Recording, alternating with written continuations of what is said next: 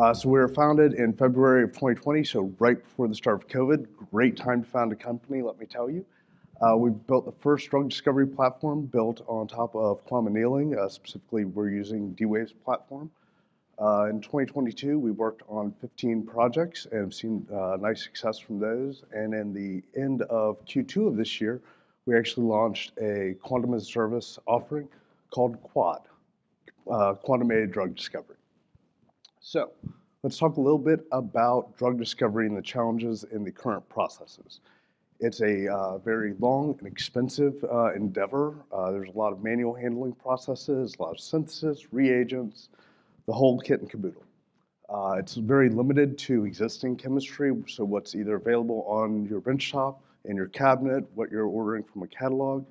Doing de novo synthesis can turn into an awful experience very quickly. So drug discovery is constrained by many of these key factors. It's often, to get to lead compounds, 3 years and $4 million worth of effort. It generally progresses as a series of sequential optimizations. You might start with binding affinity first, optimize that, spend weeks, months, years going through synthesis, testing, and assay, analyze the results, and then iterate again to work on solubility and biodegradability as subsequent steps.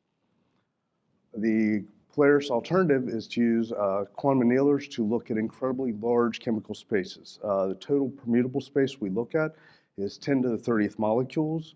We downsample that to tens of billions to hundreds of billions of molecules and do a single optimization step on the D-Wave platform to come up with molecules that are equivalent to industry standard. We're not saying that we're making better molecules, we're simply finding equivalent molecules on a much shorter time scale.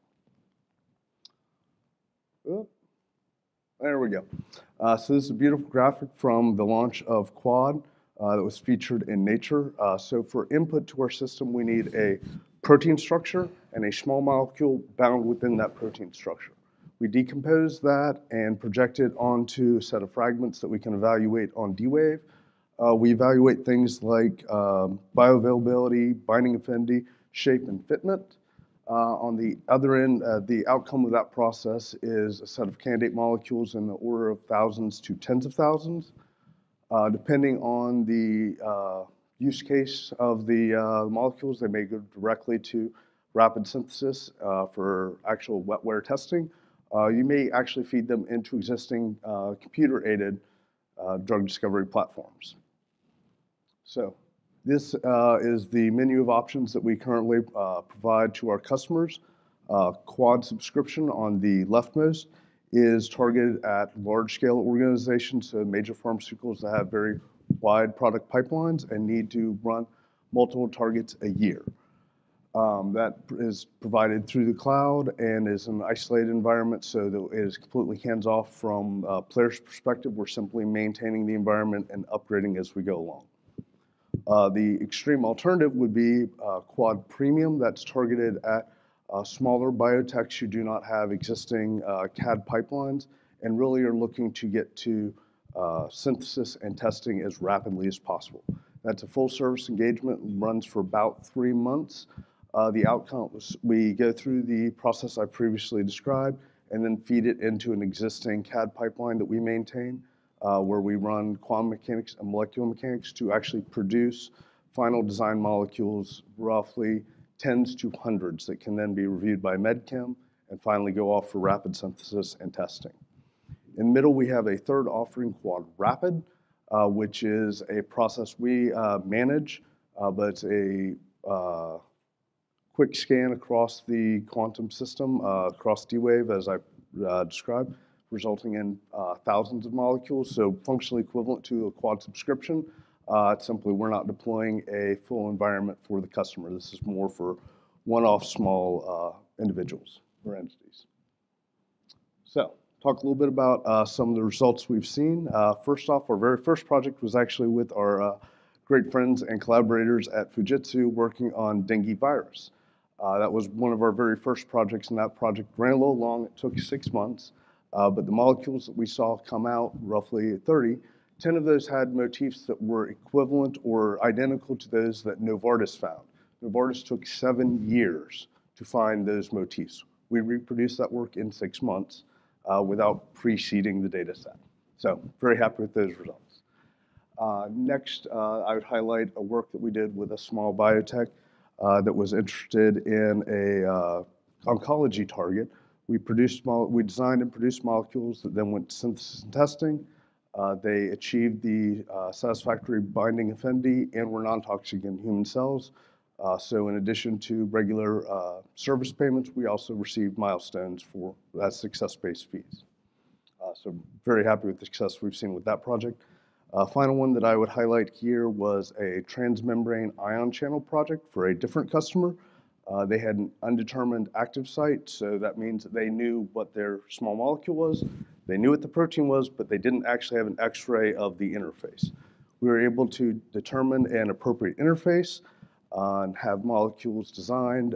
Roughly 28% of those had active binding affinities that were satisfactory, and one of those actually had a binding affinity or a binding concentration lower than 50 micromoles, which is well within range for pharmaceutical development. Again, another high success point. So let's transition and talk a little bit about data. We've bandied about the term big data for a decade now. Conventionally, we think about big data as lots of records. If you go ask Google, Google will tell you there's 6.5 billion images of cats on the internet. I don't really know, we just should think about that order of magnitude of data. Cats generally have relatively uniform characteristics, generally 4 legs, generally tails, generally happy little cute ears. Google will also tell you that roughly the average pet owner will take 2,500 images of their pet in a given year. So we have a nice healthy rate of data accretion. Let's compare that to pharmaceutical data. The number I came up with was 20,000 approved drugs. The gentleman from Boston Consulting Group on Tuesday cited 10,000. That is all drugs, so those are non-uniform drugs. You have cardiovascular drugs, dermatological drugs. We cannot reasonably compare and infer usable information from that set of data given how small it is. There's only on average 5,000 drugs in development in a given year, so we should not look for magical new data to show up and save the day rapidly. So why are we using quantum? Why now? We're able to look at such an incredibly large permutable space of molecular fragments that we can derive novel, relevant molecules that are appropriate to the task at hand in the absence of large data to examine. We're able to, on average, this computation on D-Wave takes less than 1 second of QP time, so it's incredibly fast. And as you can imagine, less than 1 second of QP time is relatively affordable. So it meets our business case and need as it is presented today. Would we like to do more and amazing things? Yes, we're going to talk about that in a slide towards the end. But this formulation of the problem and looking at such large chemical space allows us to rapidly iterate. So as the chemist or medchem reviews the results, they find a molecule of interest, we can simply feed it back through the process and explore additional novel chemical space. Speaker on the VC panel on Tuesday highlighted the need for customer education. That's incredibly important for Polaris because not only are we describing the chemistry, the customers also want to know about why are you using quantum computers, how are they valuable. There's a lot of press that goes on with companies trying to access quantum technology and figure out what is it useful for. So again, we're looking at incredibly large chemical space, but to provide additional context for our customers, highlighting Quantum South packing problem for packing Airbus airplanes, and Savant X, which was optimizing its pathfinding problem for optimizing crane movements in the Port of Los Angeles. As I think we're all aware, we would like ships to move through the port faster and reduce logistical problems. This is a graphic that we use to compare and contrast the difference between classical computing. So we might consider looking at a maze, a more sequential process, versus looking at a maze with a quantum computer where it's able to explore the space in a more concurrent manner. These are very helpful visual metaphors to explain the difference between classical computing and quantum computing to our customer base. Finally, another slide for our customer base is driving home the point that we're looking at incredibly large chemical space. 10 to the 30th molecules is 20 orders of magnitude larger than our nearest competitor. Not saying we're looking at 10 to the 30th molecules on D-Wave, but we have that permutable space that we can down select and examine on D-Wave. So we've seen good results. Now to what I think probably people are going to be most interested in, a pair of case studies. So for the first case study I'd like to highlight is designing inhibitors for NNMT, which is a cancer target. So on the left, you'll note the protein is featured as a yellow ribbon structure, and the template molecule is shown in green. Take note that the bottom left quadrant, there is a fused ring member system that is in a more horizontal orientation. On the right, you'll see the QuADD molecule illustrated in red, and there's fused ring that's in a more vertical orientation system. We're able to use QuADD to design molecules that have appropriate fitment. That means that we have the ability to improve from the template and either find novel chemistry that is patentable or chemistry that will improve upon bioaccessibility or other key features of drug design. So now that we've talked about can we design molecules, how good are they? Are they reasonable? So here are two different graphs illustrating the compounds that are coming out of QuADD. I've removed a lot of the chemistry because, unfortunately, I am a software engineer, not a chemist, and I'm not going to try and pretend that I am. So in the left panel, we're illustrating the comparison of pocket fitment. So we're looking at comparing QuADD molecules to decoy molecules. Decoys would represent true negatives. And you'll note a rightward shift in the favorability of the QuADD molecules in comparison to the decoy molecules with respect to the template. So we're finding molecules that have a closer identity function to the template, but still represent novel chemistry. The right panel, we're looking at the diversity of solutions. That's 50,000 solutions plotted as they relate to the template molecule. This allows the computational chemist or med chem to evaluate alternative hypotheses. These are all reasonable fitments in comparison to the template that allow for relevant diversity to explore either novel chemical space with regard to patentability or novel chemistry with regard to alternative hypothesis of what key binding interactions may exist. As a final comparator that we have for NNMT, we can look at known inhibitors from Kimball, an open source database. And I would highlight the bottom set of graphs. Molecular weight QuADD results lie within the same weight range as the Kimball known inhibitors, which that makes sense. They need to roughly fit in the binding pocket that we saw on the earlier slide. Now we can contrast that to log P and log S, the next two graphs, where you see a significant divergence between the QuADD molecules and Kimball molecules. While many molecules can be good inhibitors, not all molecules are good therapeutics. These QuADD molecules lie well within the range of good therapeutics as opposed to other known inhibitors.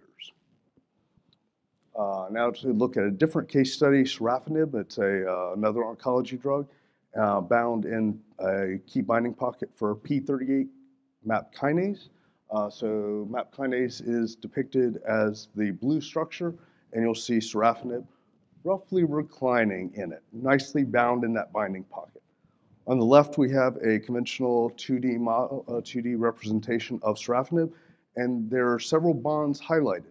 That's how we describe the permutable space that we actually want to interact with from our entire space of 10 to the 30th molecules.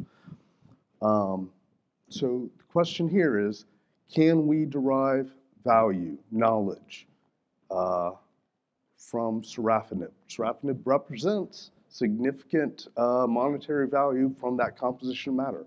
Can we extrapolate novel composition matter from that input data? So, in the top results set, we were able to identify 3 other patented molecular series that were all independently developed that are known inhibitors for P38 MAP kinase. So clearly we are finding reasonable and appropriate inhibitors.